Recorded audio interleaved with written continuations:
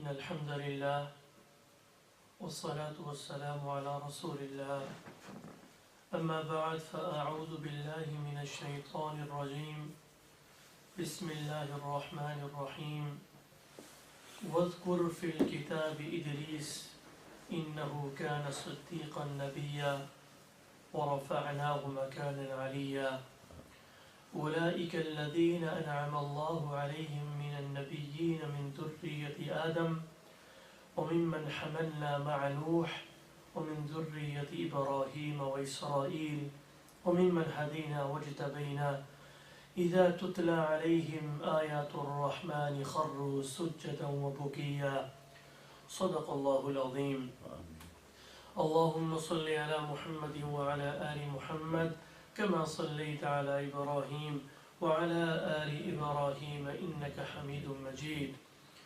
اللهم بارك على محمد وعلى آل محمد كما باركت على إبراهيم وعلى آل إبراهيم إنك حميد مجيد.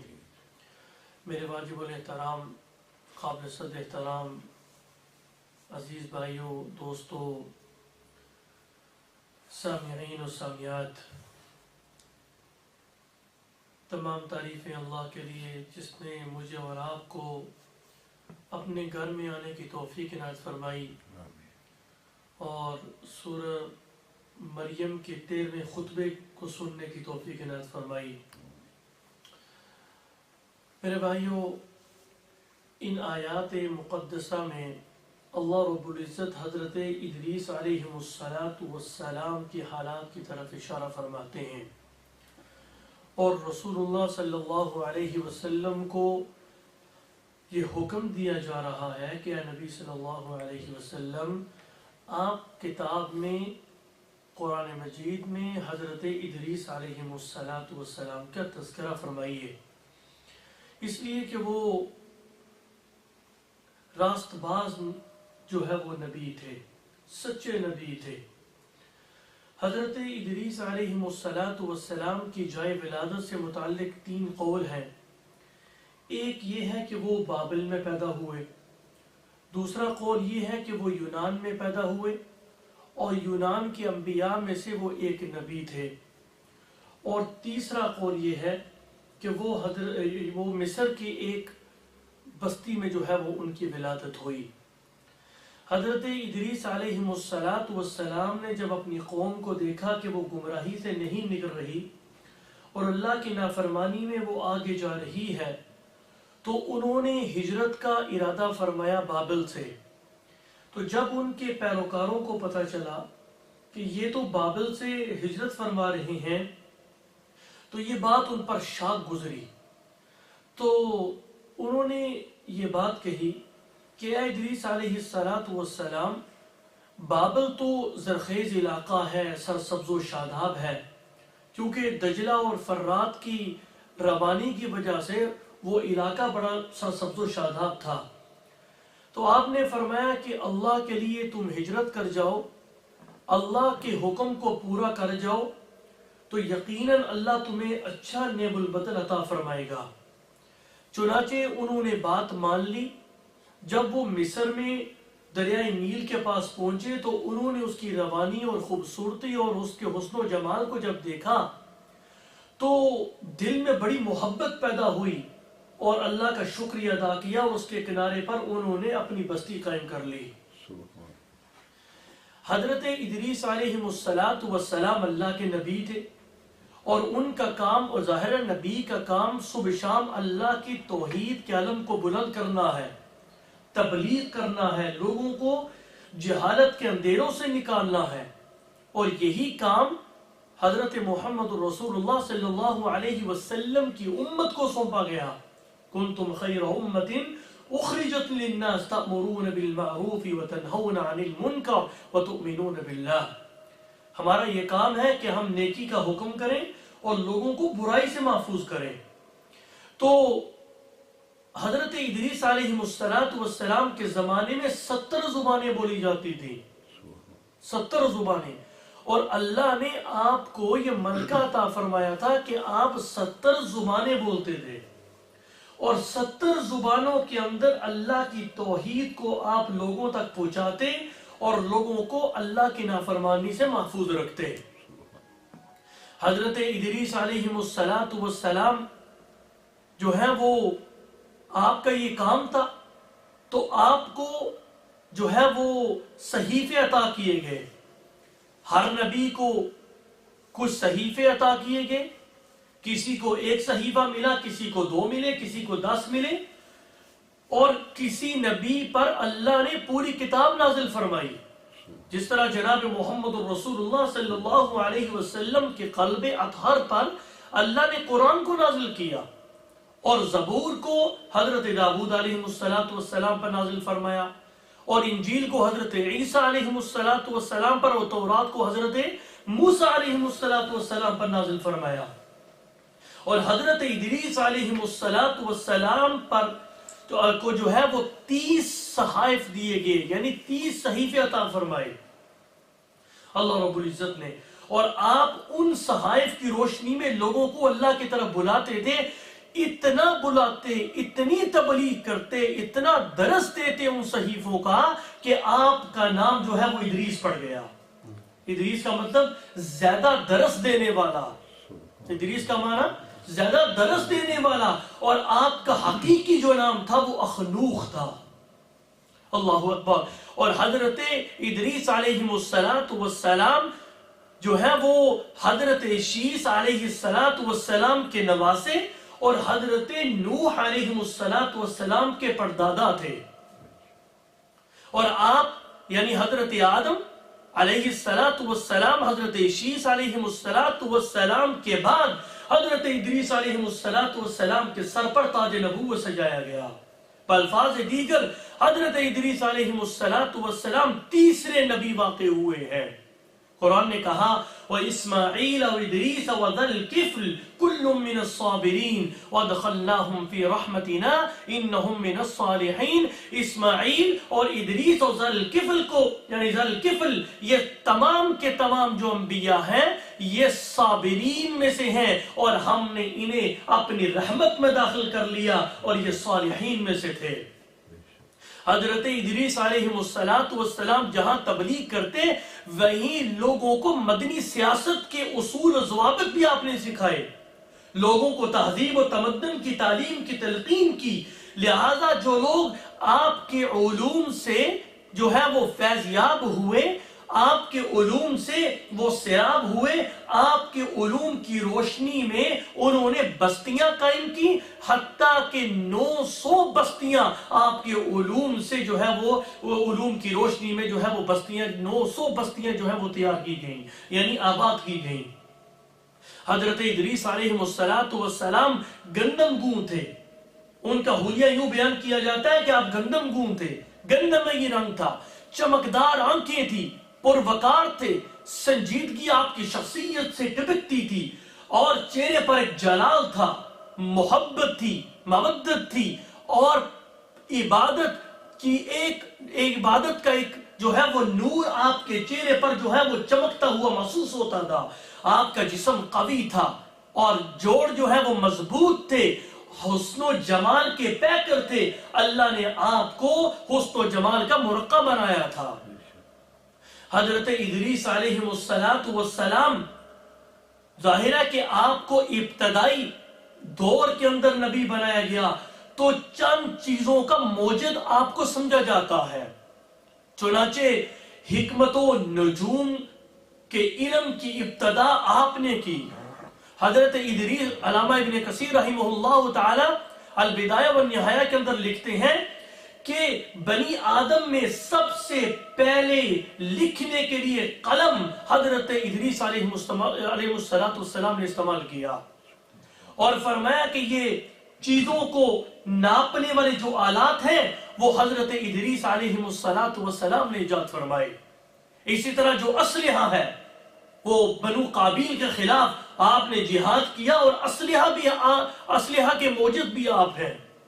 اسی طرح سلا ہوا کپڑا، کیونکہ آپ سے پہلے لوگ جانوروں کی کھالوں کو پہنا کرتے تھے لباس کے طور پر، آپ نے کپڑوں کی سلائی کی، اور سلا ہوا کپڑا جو ہے وہ پہننا آپ سے ہی شروع ہوا۔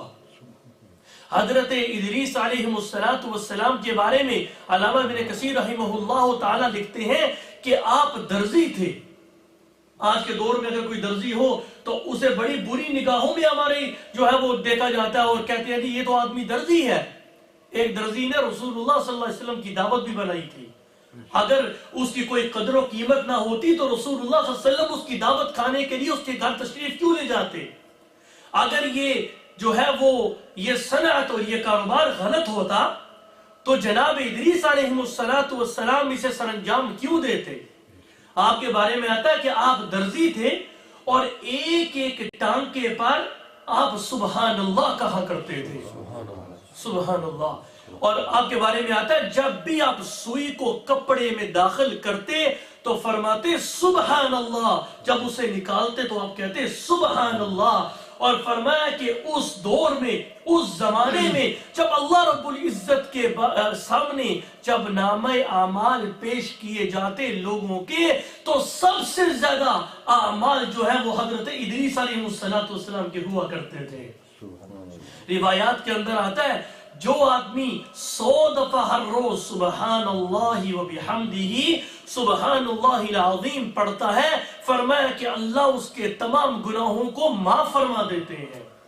اور دوسری روایت کے اندر آتا ہے جو آدمی سبحان اللہ و بحمدہ سبحان اللہ العظیم کہے تو اللہ جنت کے اندر کھجور کا درخت لگا دیتے ہیں۔ جو آدمی سبحان اللہ کہے، کیا کہے؟ سبحان اللہ کہے، فرمایا کہ اس سبحان اللہ کہنے کی وجہ سے اس کے نامہ اعمال کو جو ترازو ہے وہ آدھا بڑھ جاتا ہے، اور اگر وہ یوں کہے الحمدللہ تو پورا ترازو بڑھ جاتا ہے۔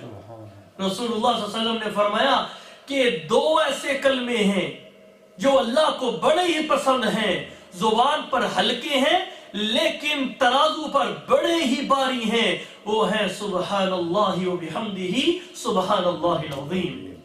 میں کئی بار یہ آپ کو سنا چکا ہوں، یہ حدیث پھر سن لیجئے تاکہ یاد تازہ ہو جائے۔ رسول اللہ صلی اللہ علیہ وسلم نے فرمایا کہ معراج کے موقع پر میں حضرت ابراہیم علیہ السلام کے پاس سے گزرا، آپ نے جو ہے وہ مجھے ایک نصیحت فرمائی، کہا کہ میری طرف سے اپنی امت کو سلام کہیے اور انہیں ایک بات کہیے کہ جنت کی مٹی بڑی زرخیز ہے اور اس کا پانی بڑا میٹھا ہے، یہ چٹیل میدان ہے، اس کی شجرکاری سبحان اللہ الحمدللہ اور اللہ اکبر ہے، لا الہ الا اللہ۔ حضرت ادریس علیہ السلام کی تقریباً 60 سال عمر ہو چکی تھی، اس سے زائد آپ کی اولاد نہیں تھی۔ آپ دیکھیے اولاد دینا رب کا کام، یخلق ما یشاء یہب لمن یشاء اناثا ویہب لمن یشاء الذکور او یزوجہم ذکرانا واناثا ویجعل من یشاء عقیما انہ علیم قدیر۔ وہ جسے چاہے بچیاں دے، وہ جسے چاہے بچے دے، جسے چاہے بچیاں دے، بیٹیاں دے، جسے چاہے بیٹے دے دے، اور جسے چاہے بے اولاد کر دے۔ وہ قادر جو ہوا، وہ چاہے تو کمواری مریم علیہ السلام کی گود کو ہری کر دے، اور نہ چاہے تو بڑے بڑے انبیاء علیہ السلام کو اولاد کی نعمت سے محروم کر دے۔ 65 سال تک حضرت ادریس علیہ السلام اللہ کی بارگاہ میں مانگتے رہے۔ جب آپ کی عمر 65 سال ہوئی تو اللہ نے آپ کو بیٹا عطا فرمایا۔ اللہ اکبر۔ میرے بھائیو، حضرت ادریس علیہ السلام بڑی عبادت گزار تھے۔ ایک مرتبہ کیا ہوا کہ قیامت کے ہولناکیوں سے آپ اتنے روتے، قیامت کی جو مناظر ان کو یاد کر کے اتنا روتے کہ آنسو بہہ جاتے۔ ایک مرتبہ آپ تپتی ہوئی صحرا میں چل رہے تھے اور سورج اپنی ضیاء پاشیاں جو ہے وہ بچھا رہا تھا، نچھاور کر رہا تھا، اور آپ نے کہا کہ مولا یہ سورج کی تپش برداشت نہیں ہوتی، قیامت کی ہولناکیوں کی تپش میں کس طرح برداشت کروں گا؟ اور آپ نے کہا مولا ایسا نہیں ہو سکتا کہ اس کی تپش کم کر دے اور جو فرشتہ اس کام پہ مامور ہے یعنی جو سورج کو چلا رہا ہے اس پر تخفیف ہو جائے تو دوسرے دن جب سورج چڑھا تو اس کی جو روشنی تھی وہ کم تھی. تو فرشتہ بڑا حیران ہوا اور کہا عرض کیا اللہ یہ کیا ماجرا؟ آپ نے فرمایا کہ میرے نبی حضرت ادریس علیہ السلام نے تیرے حق میں سفارش کی ہے اور یہ کہا ہے درخواست کی ہے کہ اس کی روشنی جو ہے وہ کم کر دی جائے. چنانچہ میں نے اس کی تپش کم کر دی ہے. چنانچہ اس نے عرض کیا اے اللہ آپ مجھے دوستی عنایت فرما دیں حضرت ادریس علیہ السلام کی، میں ان کا دوست بننا چاہتا ہوں. اللہ رب العزت نے اجازت مرحمت فرمائی. چنانچہ یہ فرشتہ حضرت ادریس علیہ السلام کا دوست بن گیا. دونوں کی دوستی ہو گئی. آپ اتنی زیادہ اجر یعنی اتنی زیادہ عبادت کرتے تھے کہ اجر و ثواب کے بارے میں اللہ نے فرمایا اے ادریس علیہ السلام ہر روز ساری دنیا جتنی عبادت کرتی ہے میں ساری دنیا کا اجر و ثواب ایک دن کا آپ کو عطا فرماؤں گا. جب یہ بات کہی تو حضرت ادریس علیہ السلام کے دل میں لمبی زندگی کا شوق پیدا ہوا. لمبی زندگی کا شوق پیدا ہوا کہ اے کاش میری لمبی زندگی ہو جائے تو میری جتنی لمبی زندگی ہوگی اتنی زیادہ میں اللہ کی عبادت کروں گا اور میرا اجر و ثواب بھی زیادہ ہوگا. رسول اللہ صلی اللہ علیہ وسلم نے اسی مضمون کو یوں بیان کیا کہ تم میں سے کوئی آدمی مصیبت کے وقت موت کی تمنا نہ کرے، اس لیے کہ اگر اس کی لمبی زندگی ہو گئی تو اس کا اجر و ثواب زیادہ ہوگا. اگر جو ہے اس کی لمبی زندگی ہوئی ممکن ہے ہو سکتا ہے کہ زندگی کے کسی کونے پہ جو ہے وہ اسے توبہ کی توفیق ہو جائے. چنانچہ دوستی تھی کس کے ساتھ؟ نبی فرشتے کے ساتھ. تو اسے کہا کہ تو ملک الموت سے میری سفارش کر کہ میری عمر لمبی ہو جائے. تو اس نے کہا کہ قانون تو یہ ہے، اصول تو یہ ہے کہ کبھی ایسا ہوتا نہیں ہے کہ جب موت کا وقت آ جاتا ہے فَإِذَا جَاءَ أَجَلُهُمْ لَا يَسْتَأْخِرُونَ سَاعَةً وَلَا يَسْتَقْدِمُونَ. نہ ایک منٹ پیچھے نہ ایک منٹ آگے.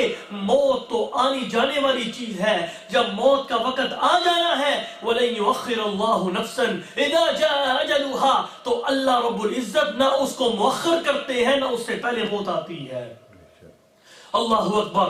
چنانچہ اس نے کہا کہ ٹھیک ہے آپ کی خواہش کو میں پورا کرتا ہوں، چلو آؤ دونوں چلتے ہیں اور ملک الموت سے ملاقات کرتے ہیں.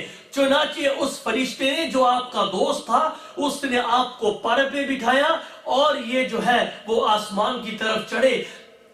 حضرت کعب اخبار جو راوی ہیں وہ کہتے ہیں کہ جب یہ دونوں چوتھے آسمان پر پہنچے تو آگے دیکھا تو وہ ملک الموت آ رہا تھا. تو ملک الموت نے کہا کہ سلام دعا ہوئی تو اس کے بعد پوچھا کہ کیا بات ہے؟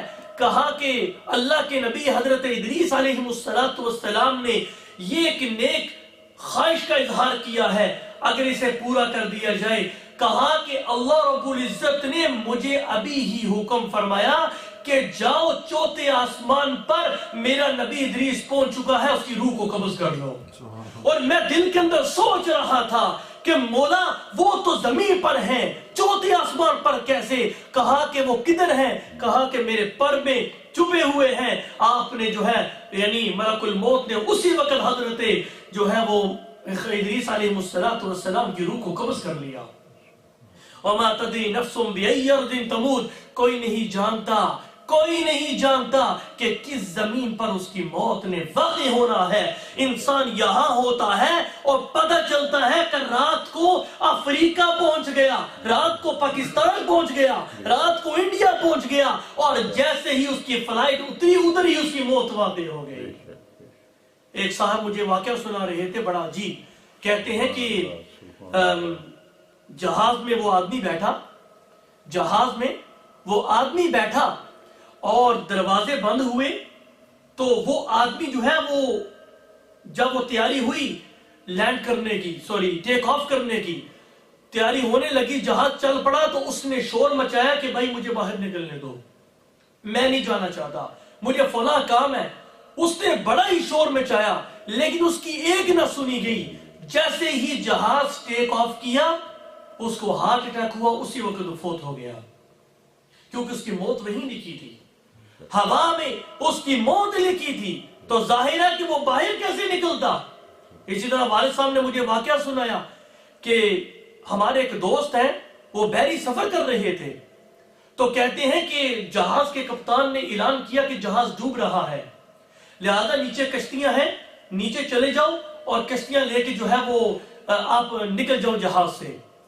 تو کہتے ہیں کہ میری آنکھوں دیکھا یہ واقعہ ہے کہ میں کیا دیکھتا ہوں کہ لوگ تیاری کرنے لگے، ایک آدمی وہاں سے تیاری کرنے لگا، اس کے ہاتھ میں بریف کیس تھا، تو جیسے ہی وہ جہاز کے کنارے پر پہنچا تو میں کیا دیکھتا ہوں کہ اس کا پاؤں پھسلا سیدھا پانی میں، بریف کیس سمیت۔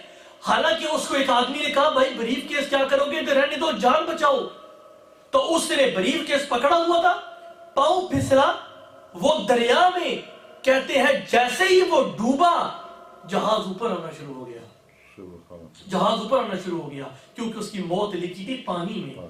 تو اس کی موت کا سامان کیا ہوا کہ جہاز ڈوبنے لگا، وہ بریف کیس اٹھا کر کونے میں پہنچا، پاؤں پھسلا وہ پانی میں، جہاز واپس اوپر، اور جو ہے وہ لوگ اپنی جان بچانے کی کوشش کر رہے تھے، سارے بچ گئے، اور جس کی موت آنی تھی اسی وقت اس کی موت آ گئی۔ تو جب موت آنی ہے لوگوں، نہ مغفر ہے، نہ کوئی نبی بچے گا، نہ بچے ہیں، اور نہ کوئی فقیہ بچے گا، نہ کوئی محدث بچے گا، نہ کوئی نیک بچے گا۔ جب موت نے آ جانا ہے، کل نفس ذائقۃ الموت، ہر آدمی نے موت کا ذائقہ چکھنا ہے، اور ایک نہ ایک دن ہم نے قبر کی پاتال میں چھپ جانا ہے۔ بہرحال بات دور نکل گئی، یہ عرض کرنے لگا تھا کہ حضرت ادریس علیہ السلام کو اللہ نے بڑا مرتبہ اور مقام دیا۔ یہ جو واقعہ میں نے بیان کیا ہے، اس کے بارے میں علامہ ابن کثیر کہتے ہیں کہ یہ اسرائیلی روایات میں سے ہے، اللہ عالم بالصواب۔ فرمایا کہ اے نبی صلی اللہ علیہ وسلم، آپ کتاب کے اندر حضرت ادریس علیہ السلام کا تذکرہ فرمائیے، اس لیے کہ وہ راست باز نبی تھے اور ہم نے انہیں اونچے مقام پر جو ہے وہ اٹھا لیا تھا۔ رسول اللہ صلی اللہ علیہ وسلم کی ملاقات معراج کی رات کو چوتھے آسمان پر حضرت ادریس علیہ السلام کے ساتھ ہوئی، اور یہی اس سے مراد ہے کہ ہم نے انہیں اونچے مقام پر اٹھا لیا تھا۔ اور فرمایا کہ اولئک الذین انعم اللہ علیہم من النبیین من ذریۃ آدم، فرمایا کہ یہ وہ لوگ ہیں جن پر اللہ نے انعام کیا انبیاء میں سے، اور ان میں سے بعض وہ ہیں جن کو ہم نے نوح علیہ السلام کے ساتھ کشتی میں سوار کیا تھا، اور بعض ان میں سے وہ ہیں جو حضرت ابراہیم اور حضرت یعقوب کی اولاد میں سے ہیں، اور ان میں سے بعض وہ ہیں جن کو ہم نے ہدایت دی اور ہم نے چنا۔ اور ان کی سب سے بڑی جو خوبی بیان کی جا رہی ہے، توجہ کیجئے، اذا تتلى عليهم آیات الرحمن خروا سجدا وبکیا، جب ان پر قرآن مجید کی یعنی الرحمن کی آیات کو بیان کیا جاتا ہے، فرمایا کہ یہ روتے ہوئے سجدے میں گر جاتے ہیں۔ رسول اللہ صلی اللہ علیہ وسلم کے بارے میں آتا ہے، حضرت ابن مسعود فرماتے ہیں کہ ایک مرتبہ رسول اللہ صلی اللہ علیہ وسلم نے فرمایا کہ اے ابن مسعود، قرآن مجید کی تلاوت کرو میرے سامنے۔ تو وہ کہنے لگے اللہ کے رسول، قرآن تو آپ پہ نازل ہوا ہے، ہم تو یہ اشتیاق رکھتے ہیں کہ آپ قرآن، ہم آپ کی زبان سے قرآن سنیں۔ آپ نے فرمایا میرا دل کرتا ہے کہ میں کسی اور کی زبان سے قرآن سنوں۔ کہا کہ پڑھو، کہتے ہیں میں نے سورہ نساء شروع کی، جب میں اس آیت پہ پہنچا فَكَيْفَ إِذَا جِئْنَا مِن كُلِّ أُمَّةٍ بِشَهِيدٍ وَجِئْنَا بِكَ عَلَىٰ هَٰؤُلَاءِ شَهِيدًا۔ آپ نے فرمایا میں تو اپنے مگن میں پڑھ رہا تھا، آپ نے فرمایا کہ اے ابن مسعود رک جا، امسک، کہتے ہیں میں نے چہرہ اٹھایا تو رسول اللہ صلی اللہ علیہ وسلم کے ساتھ رو رہے تھے۔ اللہ اکبر۔ ایک حدیث کے اندر رسول اللہ صلی اللہ علیہ وسلم نے فرمایا کہ قرآن مجید کی تلاوت کیا کرو، قرآن مجید سنا کرو، جب قرآن سنتے ہو تو رویا کرو، اگر رونا نہ آئے تو رونے والی شکل بنا لیا کرو۔ حضرت عمر رضی اللہ تعالیٰ کے بارے میں آتا ہے کہ آپ خطبہ دے رہے تھے اور خطبے کے دوران اپنی آیت پڑھی علمت نفس ما احضرت، فرمایا کہ قیامت کے دن ہر انسان جانچ لے گا، اسے پتہ چل جائے گا کہ وہ کیا لے کے آیا ہے قیامت والے دن۔ فرمایا کہ اتنے روئے اتنے زاروں قطار روئے کہ جو ہے وہ آپ کی آواز بند ہو گئی۔ ایک مرتبہ فجر کی نماز میں آپ نے یہ آیت پڑھی ان عذاب ربک لواقع ما له من دافع، تو تیرے رب کا عذاب واقع ہونے والا ہے، اسے کوئی ٹال نہیں سکتا۔ اتنے روئے کہ آپ کو سانس کی تکلیف ہو گئی۔ 20 دن تک اس آیت پڑھنے کی وجہ سے آپ بیمار رہے اور لوگ آپ کی عیادت کو آتے رہے۔ رسول اللہ صلی اللہ علیہ وسلم جو ہے وہ جب بھی سنتے آپ روتے۔ صحابہ کے بارے میں آتا ہے کہ آپ جب بھی قرآن سنتے زاروں قطار رونے لگ جاتے۔ یہ بھی سن لیجئے کہ جب یہ آیت نازل ہوئی افمن ھذا الحدیث تعجبون وتضحکون ولا تبکون، کہ یہ لوگ کلام الہی سے تعجب محسوس کرتے ہیں اور اسے سن کر روتے نہیں ہنستے ہیں۔ اصحاب صفہ اتنے روئے کہ جب آپ صلی اللہ علیہ وسلم نے ان کی اشک کو دیکھا، ان کی آنسوؤں کو دیکھا، آپ بھی رونے لگے اور پھر آپ کے صحابہ بھی رونے لگے۔ آپ نے فرمایا کہ جو آدمی اللہ کے خوف سے روتا ہے، فرمایا کہ وہ کبھی جہنم کے اندر داخل نہیں ہو سکے گا۔ سبحان اللہ۔ یہ آیت جو میں نے ابھی آپ کے سامنے پڑھی ہے خروا سجدا و بکیا تک، یہاں جو ہے یہ سجدہ بھی ہے۔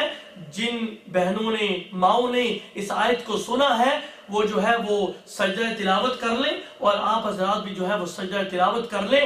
بعد میں ریکارڈنگ کے اندر اگر کوئی اس آیت کو سنے گا اس پر جو ہے وہ سجدہ تلاوت جو ہے وہ واجب نہیں۔ حضرت عمر رضی اللہ عنہ کے بارے میں آتا ہے کہ جب آپ سورہ مریم کی تلاوت کر رہے تھے، اس آیت پر پہنچے تو آپ نے سجدہ فرمایا، تو پھر آپ نے کہا سجدہ تو مولا میں نے کر لیا ہے لیکن رونا کہاں سے لے کے آؤں۔ اللہ تعالی ہم سب کو صفات ادریس علیہم السلام اپنانے کی توفیق عنایت فرمائے۔ وآخر دعوانا الحمدللہ رب العالمین۔